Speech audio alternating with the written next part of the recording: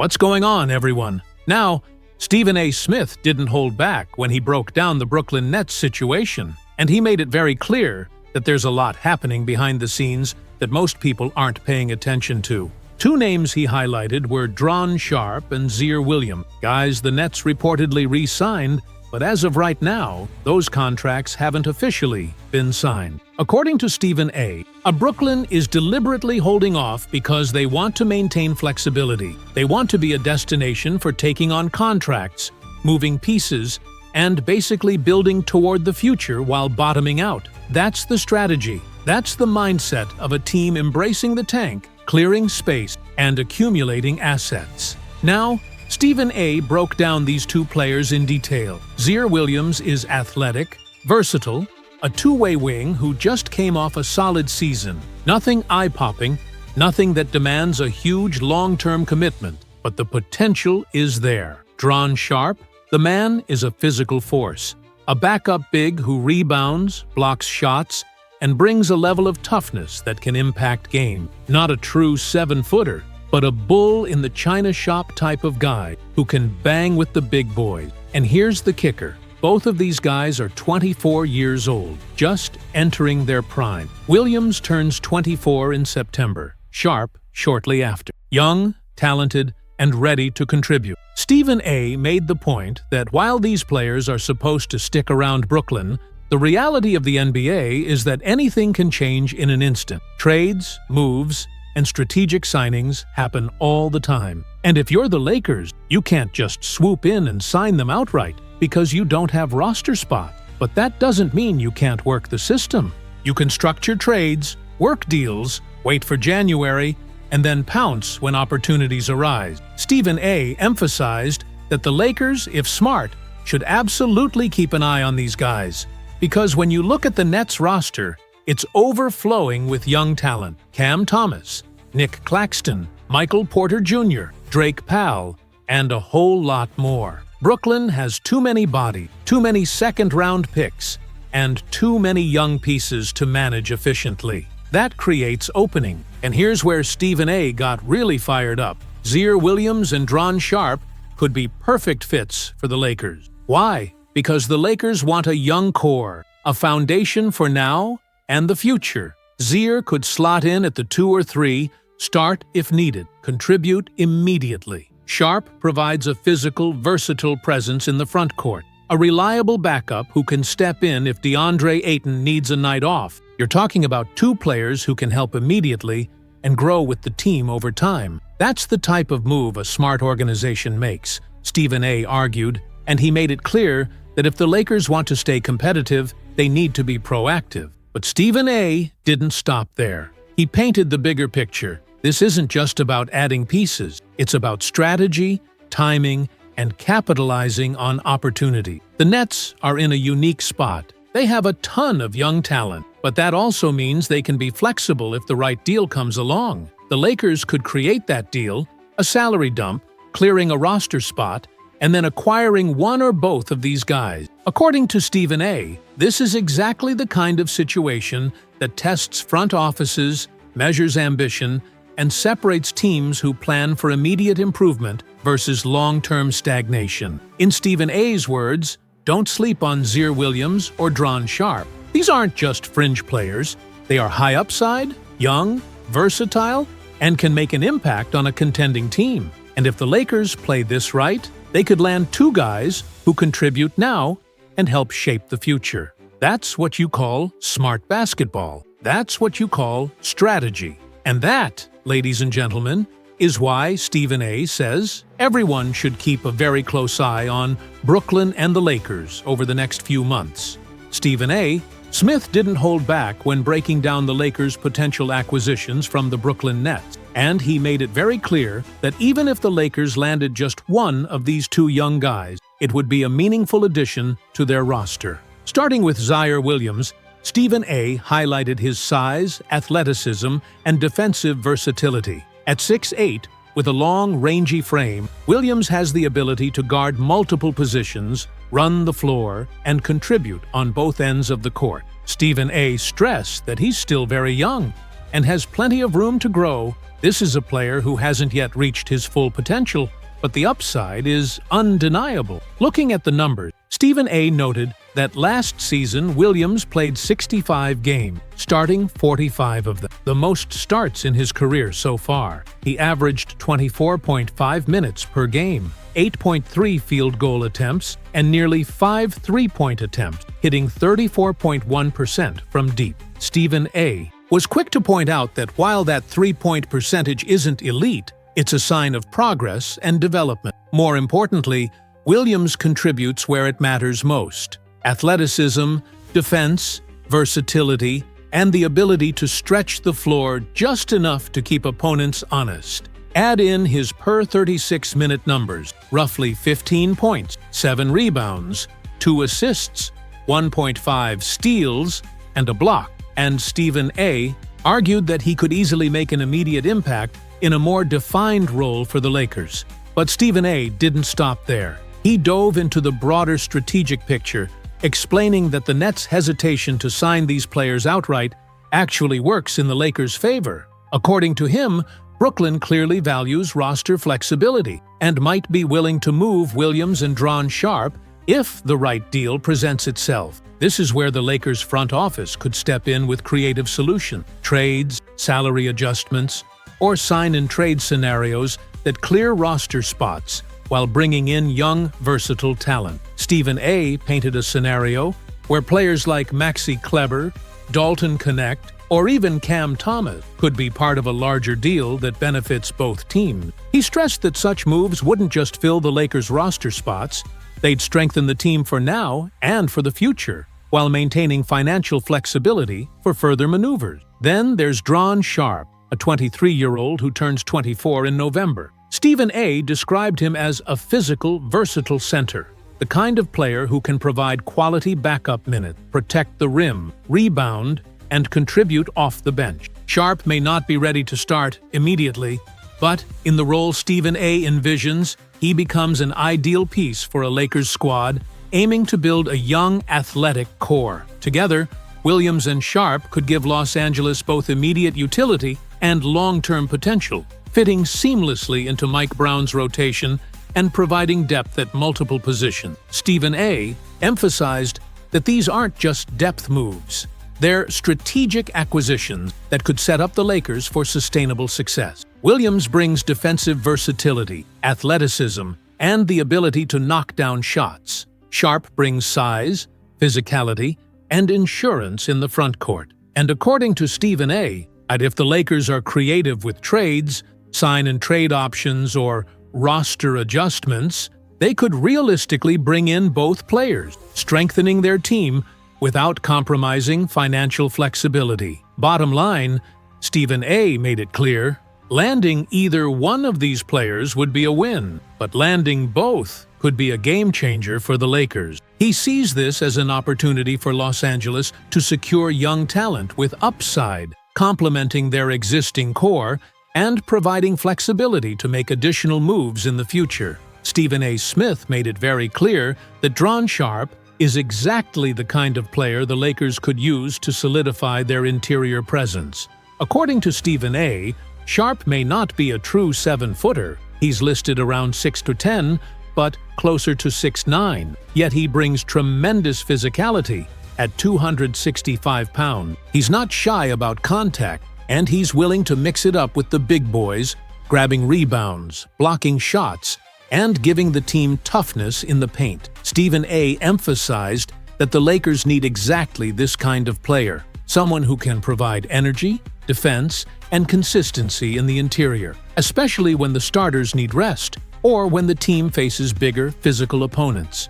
Looking at the numbers, Stephen A. broke down Sharp's last season, pointing out that he played 50 games and averaged 18 minutes per game, the most minutes he's had in his career. In those limited minutes, Sharp averaged 6.3 field goal attempts, shooting 52.1% from the floor. He's not a three-point shooter. He shot just 24.4% from deep on less than one attempt per game. But Stephen A. noted that the potential is there to develop that skill over time. More importantly, Sharp's efficiency around the basket, combined with his rebounding and shot-blocking ability, makes him a valuable rotational piece immediately. Stephen A. even looked at Sharp's per 36-minute stats, which are eye-popping. 16 points, 13 rebounds, 4 assists, 2 steals, and 2 blocks per game. While Stephen A. admitted you shouldn't expect video game numbers every night, it shows that Sharp has the tools to contribute significantly if given a slightly larger role.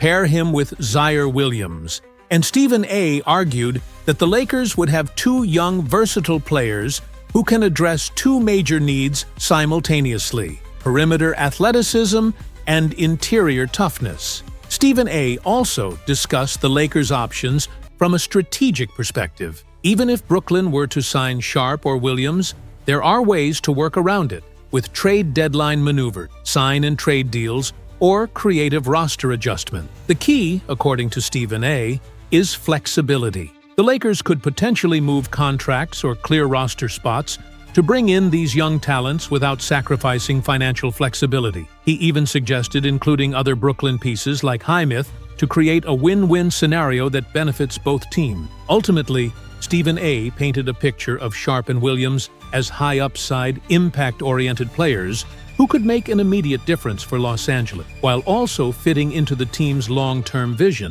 Sharp provides the defensive toughness, rebounding, and interior scoring. Williams brings length, athleticism, and perimeter versatility. Together, Stephen A. believes they could form a young, dynamic duo that strengthens the Lakers now and positions them for sustained success in the future. And as always, Stephen A. left the fans with a challenge to watch carefully and think strategically about how these moves could reshape the team. Landing one or both of these players, he said, would be a clear step toward building a Lakers roster that's not just competitive, but versatile, deep, and capable of contending at the highest level.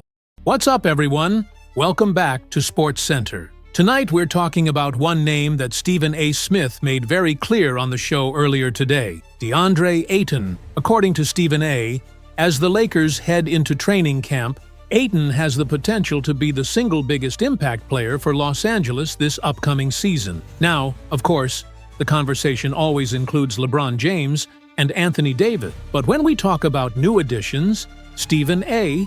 believes Ayton stands out above the rest. The Lakers desperately needed a center, and in his words, they might have landed the best possible option available. Whether through trade or free agency, Ayton was the kind of player Los Angeles had to find, and they managed to secure him under very unique circumstances. Stephen A. reminded viewers that if the Lakers had actually traded for Ayton, the narrative would have been that the franchise just paired magic with Kareem all over again. But because Portland waived him, people now look at it differently, almost as if Ayton carries baggage. That, Stephen A. argued, is unfair context. He didn't want to be in Portland. They didn't see him as a long-term fit, and ultimately, he ended up on the open market. Now, with a fresh opportunity on a contending team, Ayton understands what's at stake. Stephen A. pointed out that Ayton himself has admitted this could be his last real chance to prove he belongs in that upper tier of big men. That urgency matters, and so does the fit. As Smith explained, you couldn't draw up a better partner for Luka Doncic in the pick and roll. Ayton is a hyper-athletic center, one of the best lob threats in basketball, finishing at a top 4 rate in the league last season despite playing on a struggling Portland roster. If he was that effective with Scoot Henderson, imagine what he can look like running 2-man actions with Luka. Stephen A. went even further, calling the Luka-Ayton connection potentially the most dangerous pick-and-roll in the league. Last season, Cade Cunningham and Jalen Duren ranked number 1 in that category. Now you're replacing them with a more polished playmaker in Doncic and a more versatile big in Ayton. That combination, Smith argued, could become unstoppable. Another key factor Stephen A. mentioned is Ayton's offensive versatility. He isn't just limited to lobs and dunks like Jackson Hayes was last year for Los Angeles. Teams eventually figured out Hayes' limitations, and his production plummeted. With Ayton, defenses can't take away just one action. If the lob is cut off, he has the mid-range game, the pick and pop, and the ability to create secondary scoring opportunities. That variety keeps defenses guessing and opens up even more space for LeBron, AD, and the rest of the roster. At the end of the day, Stephen A. Smith's message on SportsCenter was clear. DeAndre Ayton isn't just another addition. He could be the missing piece that defines whether the Lakers remain pretenders or emerge as true contenders this season. And Stephen A. Smith didn't hold back on this point. He said what makes Ayton so valuable is that he's not one-dimensional. Opponents can't just cut off one action and expect him to disappear. Whether it's rolling to the basket, popping out to mid-range, or simply getting the ball on the block and going to work, Ayton has the tools to punish defenses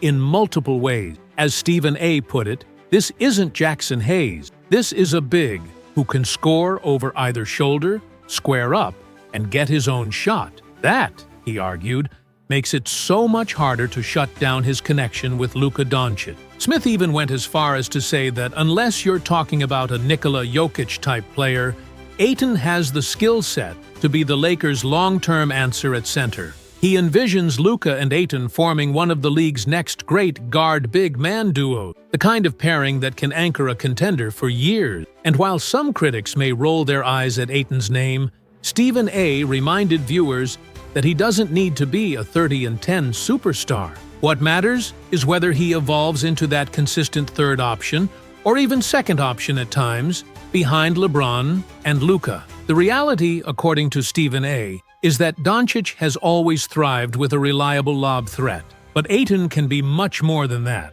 He has the offensive skill to become Luka's favorite target, and by default, that could make him the Lakers' third scoring pillar. If that happens, it could shift Austin Reeves' role slightly, but it would also give Los Angeles a far more balanced attack. Statistically, Stephen A. laid it out like this: Ayton doesn't need to average 25 points a night. He sees him realistically in that 15-10 range, with the potential to push toward 18 or 20 on a given night. The key is consistency. Ayton has openly said he wants to buy in more on the defensive end, becoming a better rim protector, a stronger shot blocker, and a more engaged presence in the paint. But as Smith emphasized, words are one thing, effort is another. If Ayton truly commits, the Lakers suddenly have a big man who can influence both ends of the floor. And let's not forget, Stephen A. reminded everyone, we are not far removed from a time when Ayton was being mentioned as a top 5 center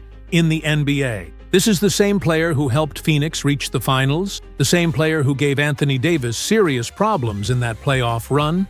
Go back, watch the tape, check the numbers. Ayton was dominant. His career averages back that up as well. 16 points, 11 rebounds per game. Even in so-called down years with Portland, he was putting up 15-10, or 17-11. If that's considered underwhelming, Smith argued, then people need to reset their expectation. Finally, Stephen A. addressed the narrative. A lot of the criticism, he said, comes from circumstance. Things soured in Phoenix.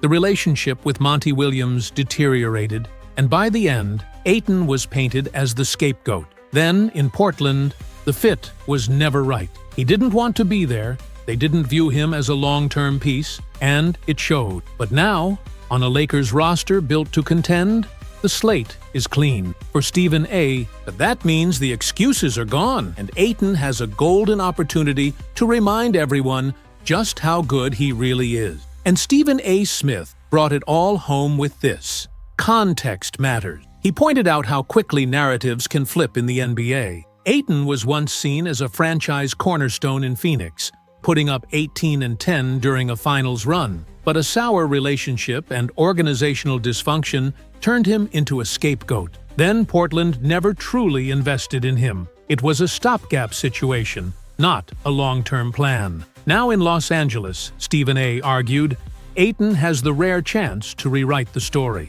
Smith emphasized that people need to step back and realize what the Lakers actually pulled off here. In less than half a year, Los Angeles landed Luka Doncic and DeAndre Ayton, the number 1 and number 3 overall picks from their draft class. If this had happened on any team not named the Lakers, the headlines would already be screaming, "Dynasty!" Yet because it's Los Angeles, people are brushing it off. To Stephen A., that double standard is glaring. He went further, reminding fans that fit is everything. Not every collection of stars works. He even used Phoenix's Bradley Beal experiment as a warning. But Luka and Ayton? That's different. That's a combination that makes basketball sense. One of the best playmakers and creators in the world, paired with one of the most athletic and versatile bigs in the game. According to Smith, those two complement each other perfectly. In his words, that's not just talent, that's synergy.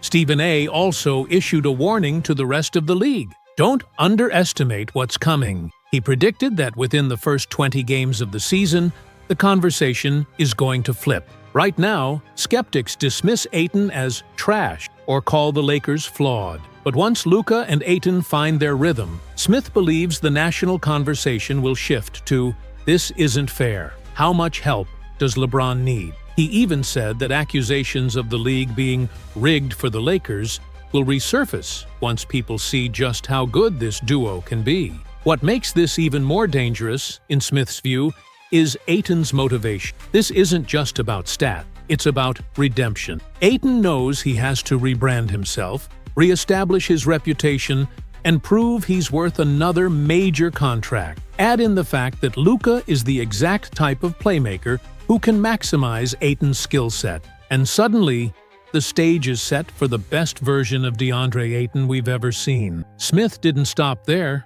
He said that Ayton's impact won't just be about points and rebounds, it's about efficiency, consistency, and defensive presence. If he locks in as a rim protector while giving the Lakers 16 and 11 every night with strong playoff-level performances, that could be the missing piece for Los Angeles. Stephen A. even floated the idea that the Lakers, with a healthy and motivated Ayton, could make a run at a championship as soon as this season. His conclusion was clear. Stop looking at Ayton through the lens of what went wrong in Phoenix or Portland. Look at what's possible now. A fresh start, a perfect fit with Luka. A chance to restore his reputation on one of the biggest stages in sports. And for Stephen A. Smith, that's the kind of storyline that could redefine not only Ayton's career, but also the entire outlook of the Lakers' future. What's going on, everyone? So, according to Stephen A. Smith, the Los Angeles Lakers have one glaring need right now. They need a legitimate 3-and-D wing. And yes, he mentioned Andrew Wiggins as the name that's been floating around as the main target. But Stephen A. was quick to point out that as of now, that doesn't really look like it's going to happen. Still, he reminded us, in this league, you never know. Things can change fast, and a deal can come out of nowhere. But then, Stephen A. shifted the conversation to someone else, a player he feels could be the perfect option for this Lakers roster, Miles Bridges. Stephen A. said flat out, Bridges might be the most ideal fit the Lakers could hope for.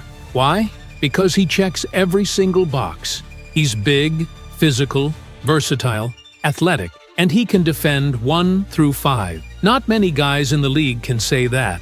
On top of that, he's only 27, just turned, and won't even hit 28 until March. In Stephen A.'s words, this is the type of player who fits what the Lakers need both now and moving forward. He explained that Bridges can slot right into either forward spot. This season, you could play him at the 3. If down the road LeBron retires or the roster shifts, you can slide Bridges down to the 4. And if somehow the Lakers landed a superstar like Giannis in the future, you could still keep Bridges at the 3 without any issue. That's the kind of flexibility that championship teams thrive on. Stephen A. also made it clear that the Hornets' situation opens the door for this kind of move. Charlotte's young core is developing, and at some point, they're going to have to decide whether keeping Bridges makes sense for their timeline. He believes that decision could come sooner rather than later, and if the Hornets reach that point, the Lakers need to be ready to strike.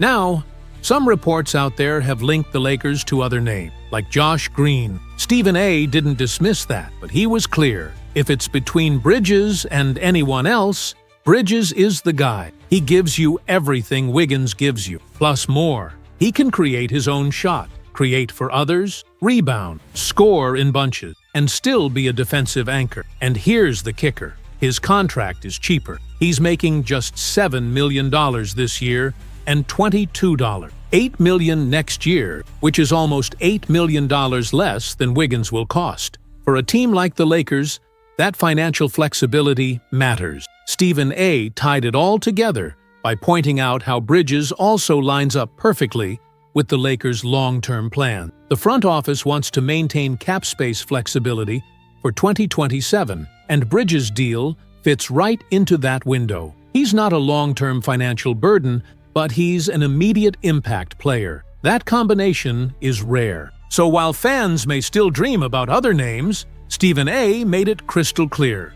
If the Lakers want to maximize this window with LeBron and Anthony Davis, while also protecting their future, Miles Bridges is the guy they should be targeting. Stephen A. made it very clear that he's not acting as some insider breaking news. He stressed that what he's doing is evaluating situations, looking at roster, and identifying where certain players fit best. He even mentioned how people online often label him as the worst insider ever, and his response is simple. He's not trying to be one. What he's providing is analysis, perspective, and sometimes projections based on logic. And history shows he's been right before. He pointed back to the Rui Hachimura and D'Angelo Russell moves as prime examples. At the time, there wasn't much noise around those players being available, but Stephen A. looked at the circumstances, at their teams, and said it was in their best interest to move them. Shortly after, the Lakers swooped in, and both deals happened. He contrasted that with the Zach LaVine situation. That wasn't speculation or guesswork.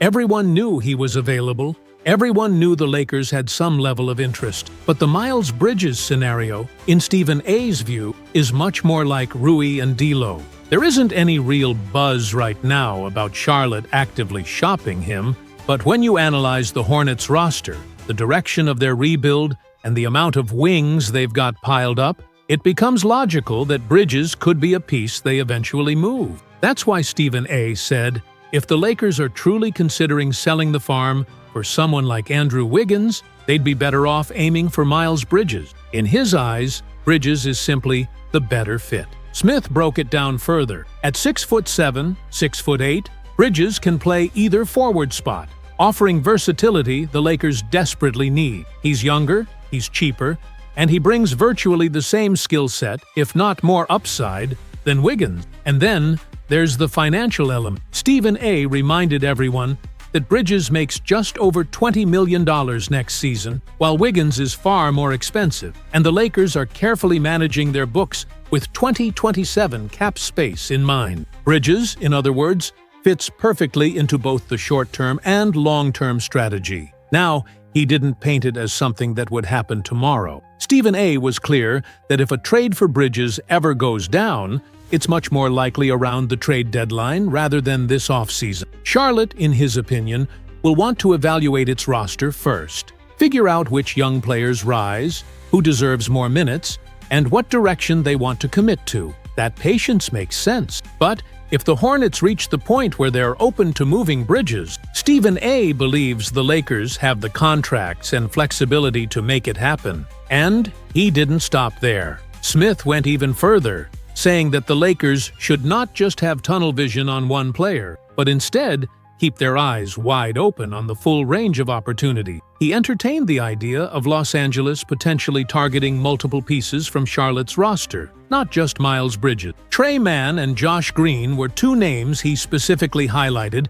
as realistic gets, and he explained why. According to Stephen A., both of those players bring skill sets that fill glaring gaps in the Lakers' current construction. Mann is a young guard with creativity off the dribble, someone who can inject pace and energy into second unit. Green, on the other hand, is a proven 3-and-D wing, exactly the type of player you need when you're building around stars like LeBron, Anthony Davis, and Luka Doncic. What stood out most was the source of the buzz. Smith reminded his audience that some of the reports about Josh Green aren't even coming from Los Angeles insiders trying to stir up Lakers hype. No, these are Charlotte-based voices floating the Lakers as a potential trade partner, which gives the conversation legitimacy. When you have people close to the Hornets themselves acknowledging that such deals make sense, it turns speculation into something that feels grounded in basketball logic rather than fantasy talk.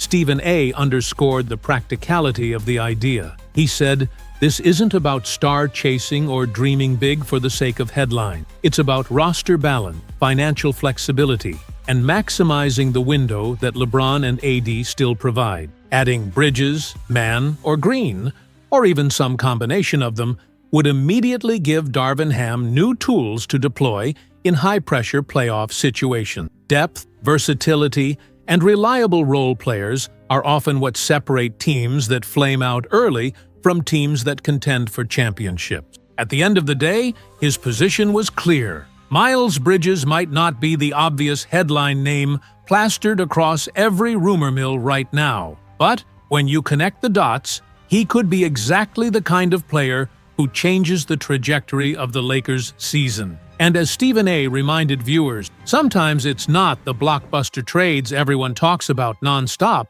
that end up defining a team's success. It's the moves that fly under the radar at first, the deals that seem quiet or secondary, that later reveal themselves to be the ones that reshape a contender's path and decide who's standing in June. Stephen A. didn't shy away from addressing the financial side of things either, because in his eyes, everything in today's NBA comes down to two questions: can you play, and what's the cost? He said straight up, if Charlotte comes to the table asking for 5 first-round picks, then forget it. The Lakers should walk away immediately. But if the conversation is more about shedding Bridges' contract and simply asking for a first-rounder plus some matching pieces, then that's the type of deal Los Angeles has to explore. Stephen A. even went as far as saying that, personally, he'd have no problem attaching a first-round pick to make a deal for Bridges happen, because the value lines up. He broke down some possible trade scenarios, noting that the Lakers have multiple ways to structure something, whether it's Rui Hachimura and draft capital,